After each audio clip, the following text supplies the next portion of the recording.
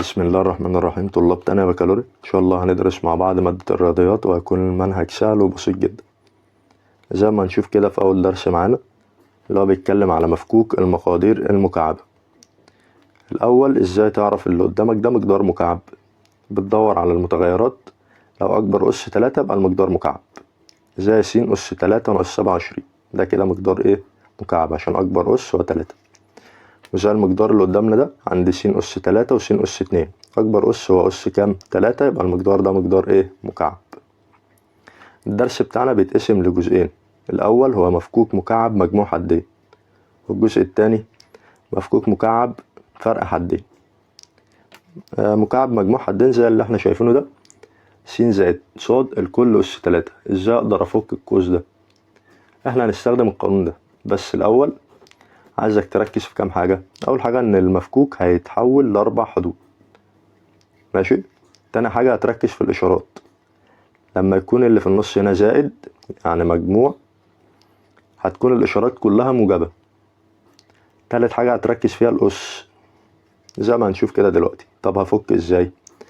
دايما الحد الاول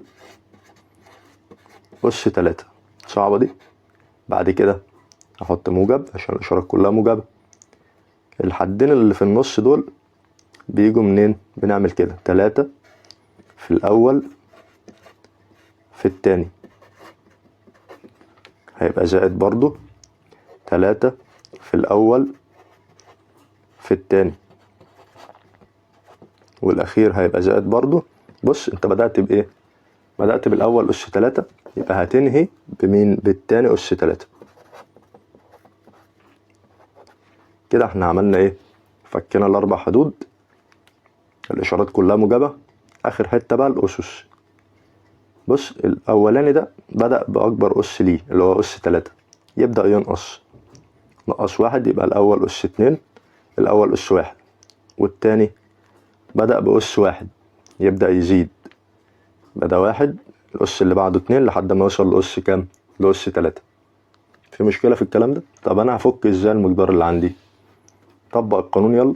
انا عندي هنا س زائد ص الكل اس 3، صح؟ دايما بفك المقدار اللي هو مكعب لو مجموع، بفكه ازاي؟ الاول اس 3. مين الاول؟ س، يبقى س اس 3. بعد كده زائد 3 في الاول في التاني، زائد 3 في الاول في التاني، زائد التاني اس 2. من التاني اس 3 من التاني ص، يبقى ص اس 3. من الاول س التاني ص، الاول س التاني ص. الاول اس 3 يبدأ نقص الاس، يبقى كام؟ يبقى اس 2. بعد كده اس 1. طيب والتاني يبدأ بواحد، بعد كده يزيد 2 لحد ما يوصل لكام؟ ل3. فك الاقواس، ولو في حدود متشابهة خلصها مع بعض. س اس 3 تنزل س اس 3 زائد، بص 3 مضروبة في القوس ده، دي س اس 2، يبقى 3 في س اس 2 ص، هي 3 س اس 2 ص، زائد نفس الكلام هنا 3 مضروبة في س في ص اس 2، تنزل 3 س ص اس 2 زائد ص اس كام؟ اس 3. ما عنديش حدود متشابهة، يبقى انا كده جبت المقدار في ابسط ايه؟ في ابسط صورة. تعال نشوف بقى لو انا هفك مكعب فرق حدين هعملها ازاي. هي بالظبط، الاختلاف الوحيد في الاشارات. زي ما انت شايف كده المقدار اللي قدامنا ده عبارة عن ايه؟ فرق بين حدين ومرفوع له اس 3، يبقى انا كده هفك مكعب فرق بين حدين. انت هتعمل ايه؟ هتعمل نفس القانون بالظبط، الاختلاف الوحيد في الاشارات. ازاي؟ احنا بدأنا بمين؟ بالاول اس 3، يبقى انا هبدأ بالاول اس 3. بعد كده لما يكون الاشارة اللي في النص ناقص، امشي مرة موجب مرة سالب، مرة موجب مرة سالب. اتفقنا ان هم 4 حدود، اركز في الاشارات. بعد كده الايه؟ الاسس. طب ده الاول اس 3، اجي بعد مين؟ دي موجب اخليها سالب، قلنا 3 في الاول في مين؟ في التاني. طيب دي سالب اللي بعدها موجب، 3 برضو في الاول في التاني، دي موجب اللي بعدها سالب. الاخير مين؟ الله ينور، التاني اس 3. صعب الكلام ده؟ طيب اخر حاجة واوعى تنساها طبعا الاسس. الاول بيبدأ باكبر اس ليه يبدأ يقل، ده اس 3 يبقى اس 2 اس 1، والتاني بيبدأ باس 1 يبدأ يزيد، يبقى دي اس 2 ودي اس كام 3. حطينا الاشارات وكتبنا الاسس، ابدأ بقى ايه فك الاقواس بتاعتك. يعني لما نيجي نمسك س ناقص ص الكل اس 3، انا عايز كده اجيب مفكوك مكعب فرق حدين صح؟ هنمشي بالقانون اللي احنا قلنا عليه، الاول اس 3 يبقى الكلام ده هيساوي ايه؟ الاول مين؟ س، يبقى س اس 3، ده موجب اللي بعده سالب، مرة موجب مرة سالب. مين اللي هيتكتب هنا؟ 3 في الاول في التاني، دي سالب اللي بعدها عكسها هيبقى موجب، 3 في الاول في التاني، دي موجب اللي بعدها عكسها. مين الاخير؟ التاني اس 3، من التاني هنا صاد يبقى صاد اس كام؟ اس 3. اكتب الاول والتاني يلا، يبقى هنا س وبعدها صاد، هنا س صاد، الاول التاني. اخر خطوة الاسس، مش ده اس 3 نعمل فيه ايه؟ يبدأ يقل، يبقى اس 2 اس 1، والتاني بيبدأ باس 1 يزيد اس 2 اس 3. صعبة؟ نفس الكلام بعمله كل مرة في مفكوك مكعب سواء فرق او مجموع. الاختلاف الوحيد في الاشارات، لو الاشارة اللي في النص موجب يبقى كله موجب، لو الاشارة اللي في النص سالب زي هنا مرة موجب مرة سالب، مرة موجب مرة سالب. ماشي؟ فك الاقواس يلا وجمع الحدود. س اس 3 هتنزل س اس 3، بعد كده ادي الناقص او السالب، 3 مضروبة في س اس 2 صاد يبقى 3 س اس 2 صاد، زائد 3 في س صاد اس 2 يبقى 3 س صاد اس 2 ناقص صاد اس 3. عملت حاجة صعبة؟ في حدود متشابهة مفيش، يبقى ده كده ايه؟ مفكوك مكعب الفرق بين الحدين. طيب تعالى نشوف مثالين كده سهلين نأكد بيهم على الكلام اللي احنا قلناه. هو بيقول لي هنا اوجد مفكوك ما يلي. ماشي؟ اول سؤال اهو عبارة عن ايه؟ 3 س زائد 2 صاد الكل اس 3، اللي في النص زائد خلي بالك، يبقى ده كده ايه؟ مفكوك مكعب مجموع حدين.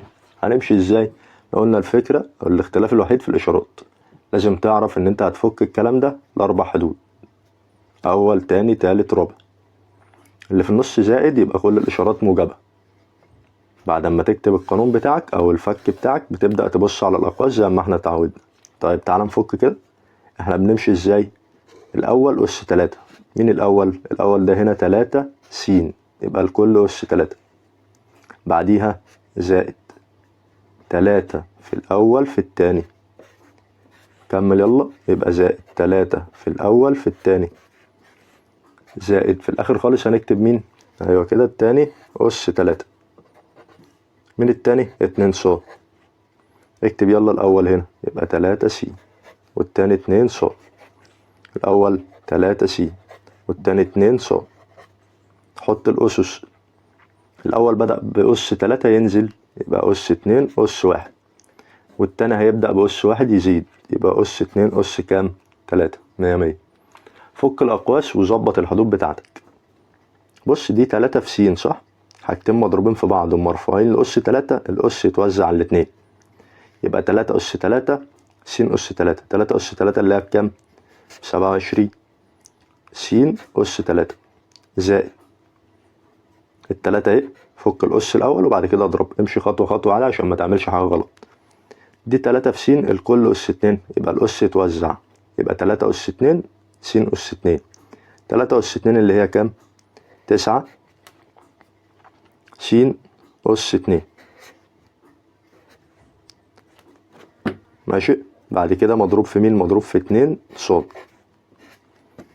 زائد بص دي 3 مضروبة في 3 س، ظبط الاسس الاول عشان ما تتلخبطش، مضروبة في 2 ص اس 2. طب ما دول حاجتين مضروبين في بعض ومرفوعين الاس 2 نعمل فيهم ايه؟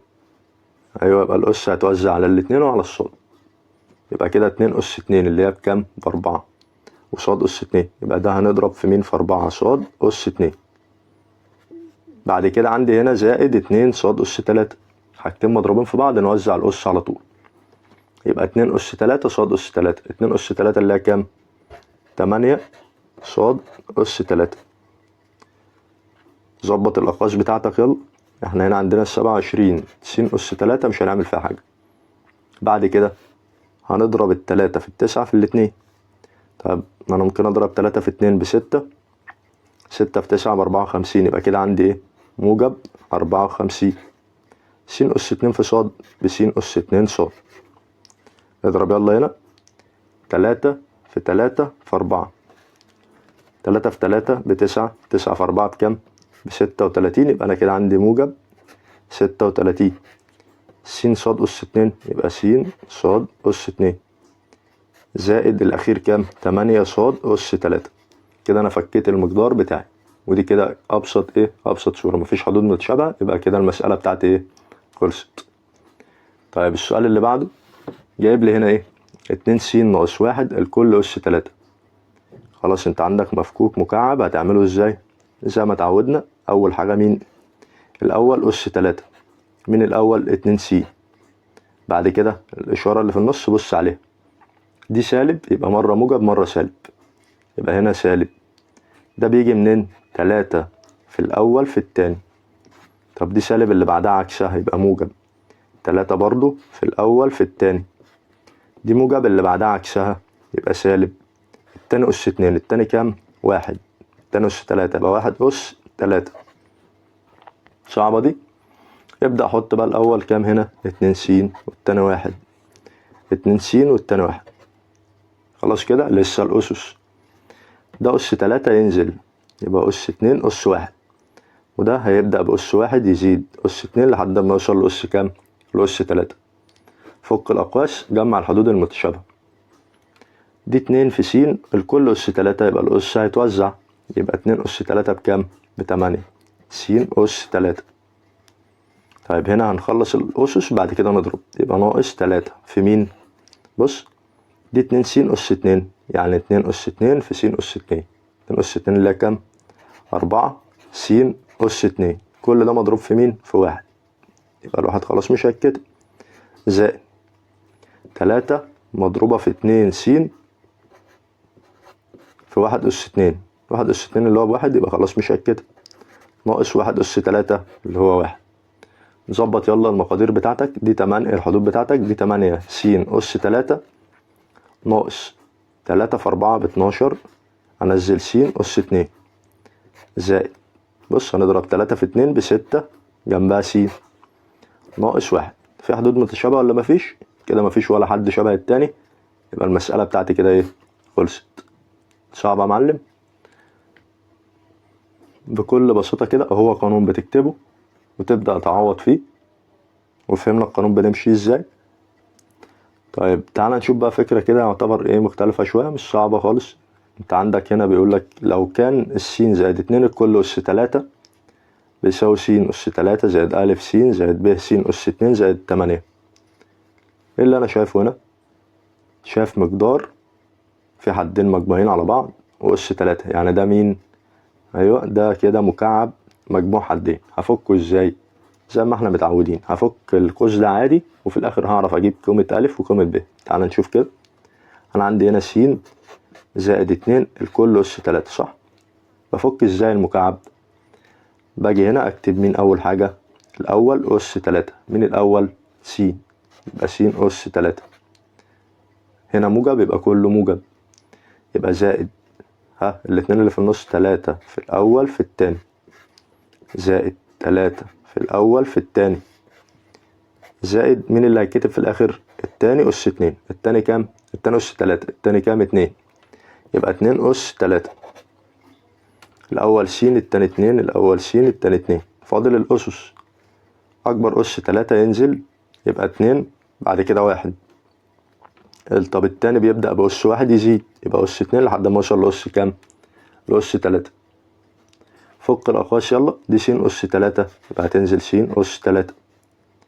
طيب بص كده أنا عندي إيه؟ 3 في س أس 2 في 2.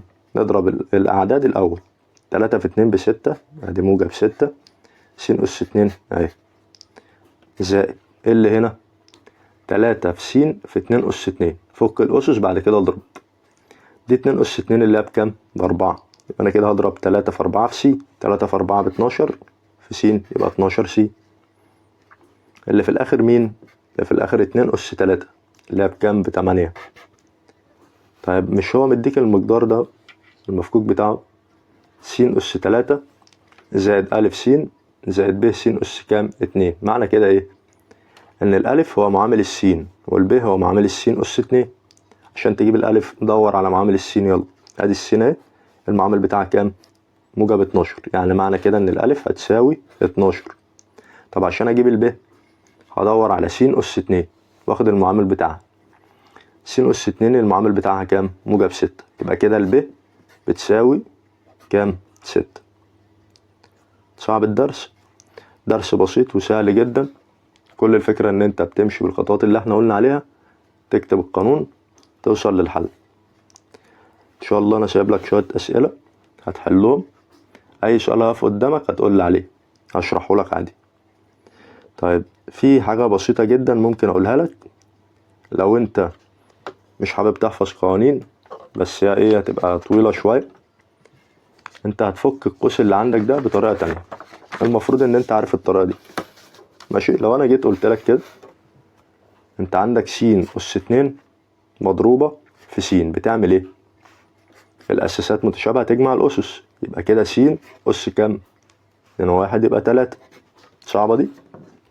طيب ايه رأيك لو انا جبت لك س أس 3؟ مش ممكن تفك الاساس ده تخليه س في س أس 2؟ هي في الضرب بتجمع الاسس. طيب القوس اللي بيجيلي أس كام؟ أس 3. زي ده س زائد ص الكل أس 3. تعمل ايه؟ ممكن تفك ده تخلي حاجتين مضروبين في بعض، اللي هو س زائد ص أس 1 مضروبة في س زائد ص أس 2. مين اللي بيتفك؟ اللي بيتفك معايا هنا القوس اللي مرفوع لأس 2.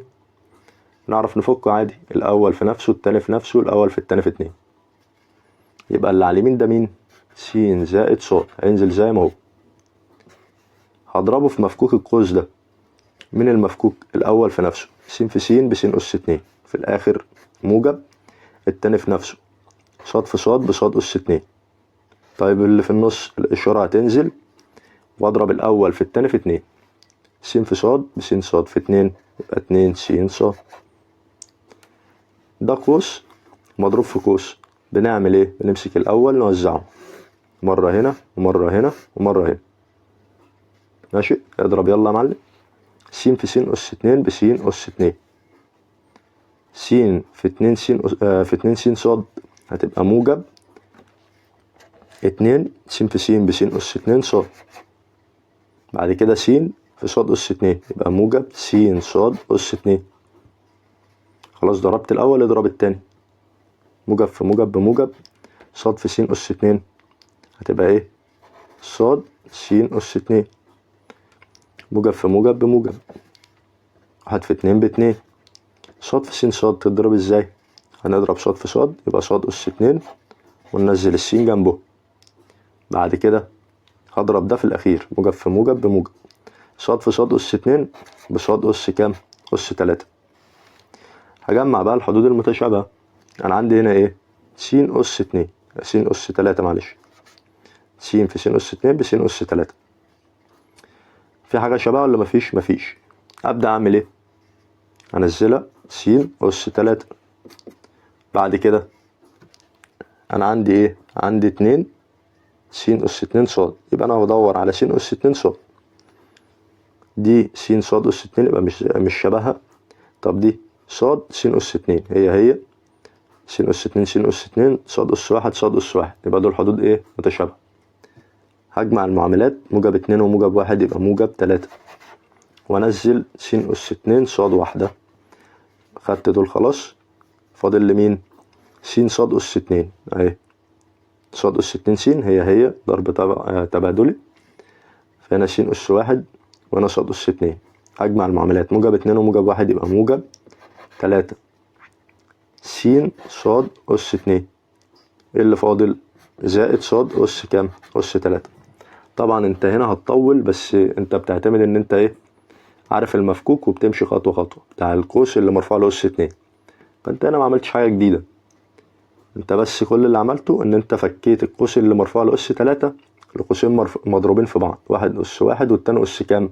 2، وبتبدأ تفك وتمشي بالخطوات اللي انت عارفها اصلا من قبل كده. طيب ملخص بقى اللي انت هتعمله اللي انا شايفه هيكون اسهل، يعني ان انت تحفظ القانون الجميل ده وتعوض فيه. اول لما تشوف س ناقص ص الكل أس 3، بعد كده فرق بين حدين ومرفوع له أس 3 يعني مكعب، ماشي. هتفك ازاي؟ هتجيب الاول أس كام؟